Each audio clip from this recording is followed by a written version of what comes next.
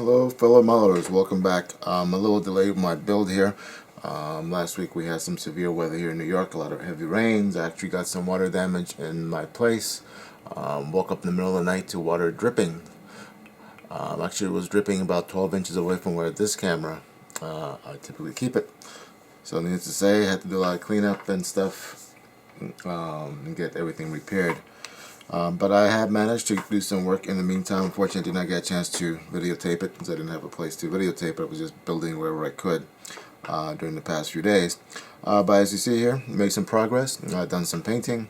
I have painted the pilot and seat. You can see he's still headless and armless. That will be attached at the end when I put him inside the seat. Here is his helmet. You see that?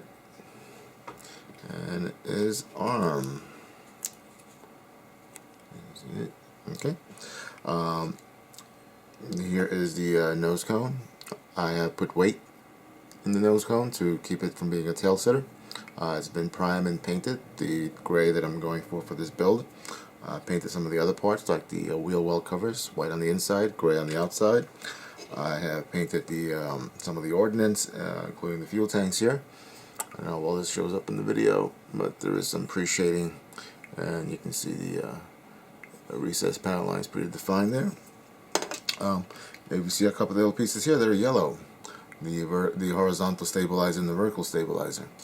Reason they're yellow is because of the color scheme I'm going for. I am going for this commemorative scheme from 2007, celebrating the 90th anniversary. As you see, the color scheme harkens back to the original color schemes, going back to the early part of the 20th century, particularly back in the 30s.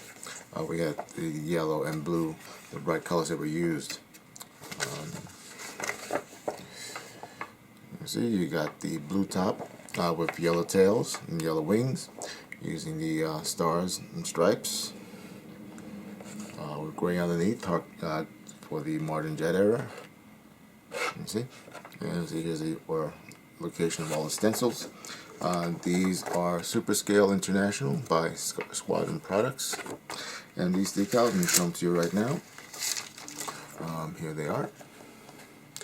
They're nicely printed. These are actually printed in Italy by Cartograph, so these should be laid down really nice.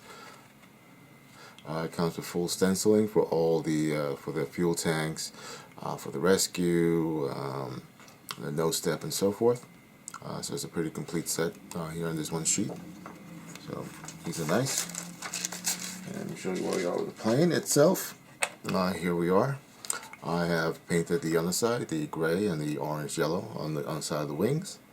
The inside of the intake there, white. And you got the blue and yellow on top. Now my next step here is to mask off, remove this mask and mask off the cockpit area and paint in the black here. Once I'm done that, then I'll go ahead and do some retouching work like the wheel wells, paint those white, touch that up with white, attach the exhaust, attach the nose, and proceed with the build. Just to let you know how I painted this. So for the pieces that you've seen so far for the plane, this was primed using Vallejo surface primer, white. The gray that you see here, this is my own mix of blue, black, and a little bit of, black, white, and a little bit of touch of blue. Just mixed to taste. Just eyeballing it. Same thing with the blue and yellow that you see here. The blue is actually a mix of, let's decide and show you, Vallejo blue and white. And just mix it to more or less eyeball to match the color called out in the color scheme. The yellow was a mix of the colors I had here available, which was the Cretex yellow and red. Start off with some yellow, keep adding a little bit of red until it came out with the orangey yellow color. These Cretex colors, they're Airbrush Colors.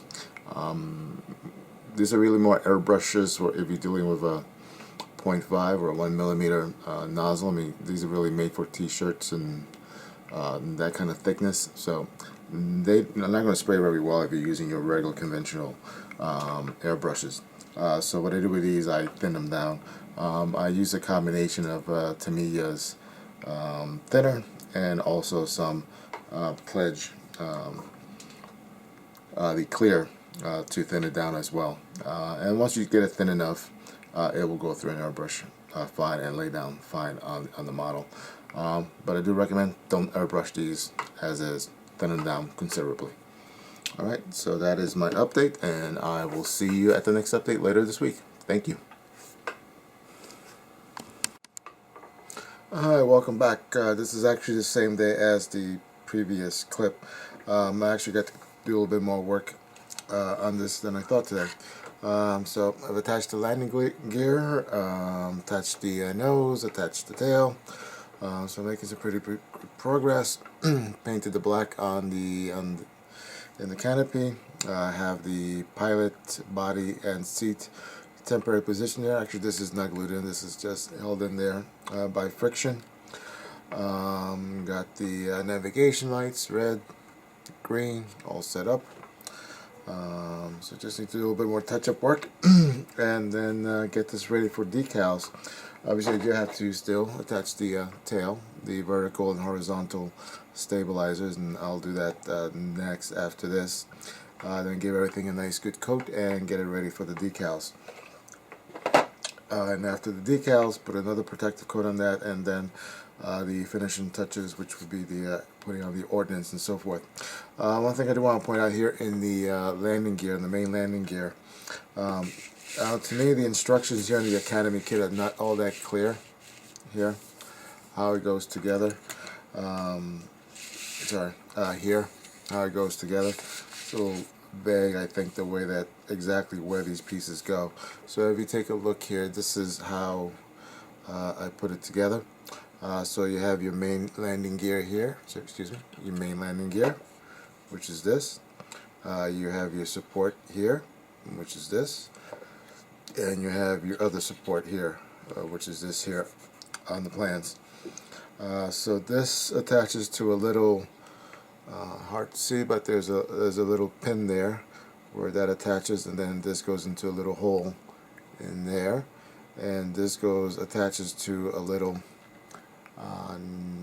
notch here, and then goes here, and that's how you put these pieces together in there. So far so good. So hopefully later in the week I'll have a further update where I would have started hopefully decaling this and getting ready to finish this off this weekend. Alright, thanks again for your time and watching, and have a good day. Bye bye.